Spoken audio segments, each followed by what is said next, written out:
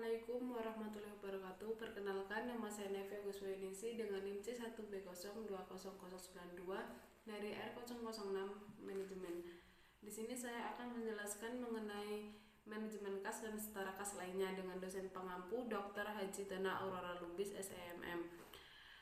Yang pertama ada pengertian kas dan setara kas, yang kedua ada jenis-jenis kas dan setara kas, yang ketiga ada tujuan kas dan setara kas, dan yang terakhir ada model manajemen kas.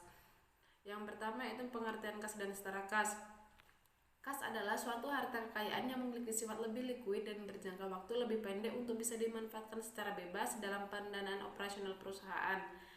Adapun pengertian kas menurut para ahli, yang pertama yaitu menurut Rizal Effendi, kas adalah seluruh uang atau kekayaan perusahaan yang bisa digunakan sebagai alat pembayaran perusahaan.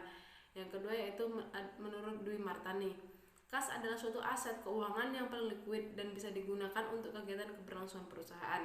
Yang ketiga yaitu menurut Thomas Sumarsan, kas adalah suatu aset lancar yang sifatnya sangat likuid dan juga bisa dimanfaatkan secara langsung untuk keberlangsungan perusahaan. Yang keempat menurut Rudianto, kas adalah suatu alat pembayaran ataupun pertukaran milik perusahaan dan sudah bisa digunakan untuk kegiatan transaksi perusahaan. Dan yang terakhir yaitu ada menurut Dwi Martani, kas adalah aset keuangan milik perusahaan yang bisa digunakan untuk keperluan operasional perusahaan. Kemudian ada setara kas. Setara kas adalah investasi yang sifatnya sangat likuid, berjangka pendek, dan yang dengan cepat dapat dijadikan kas dalam jumlah tertentu tanpa menghadapi resiko perubahan nilai yang signifikan. Selanjutnya yaitu ada jenis-jenis kas. Yang pertama ada petty cash atau kas kecil.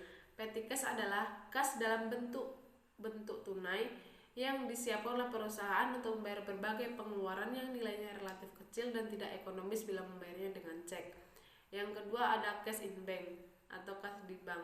Kas di bank adalah uang yang disimpan oleh perusahaan di rekening bank tertentu yang jumlahnya relatif besar dan membutuhkan keamanan yang lebih baik. Yang terakhir ada pelaporan kas. Pelaporan kas ini bisa dilakukan secara langsung, tetapi dalam pelaksanaannya tentu ada terjadi beberapa masalah, yaitu seperti cash equivalent, resistant cash, dan bank overdraft. Yang pertama ada cash equivalent. Cash equivalent atau setara kas adalah gabungan aset perusahaan yang punya maturity kurang dari 3 bulan lamanya. Yang kedua ada restricted cash.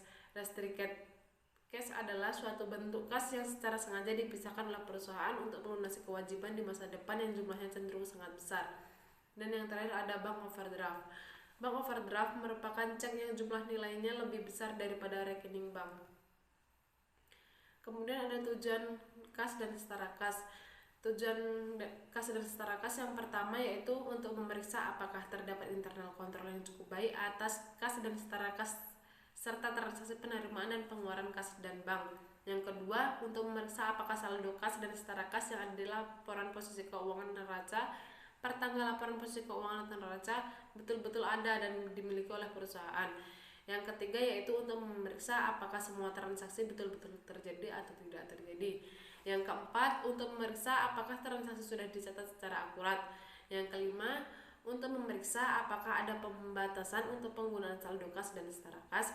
Dan yang terakhir yaitu untuk memeriksa seandainya ada saldo kas atau setara kas dalam valuta asing. Selanjutnya ada model manajemen kas. Yang pertama yaitu model Miller Orr. Model ini dikemukakan oleh Merton Miller dan Daniel Orr, di mana mereka berdua mengembangkan sebuah model saldo kas di mana keadaan arus kas masuk dan arus kas keluar berfluktuasi secara acak pada setiap harinya. Yang kedua yaitu ada model Baumol. Model ini dikemukakan oleh William Baumol pada tahun 1952.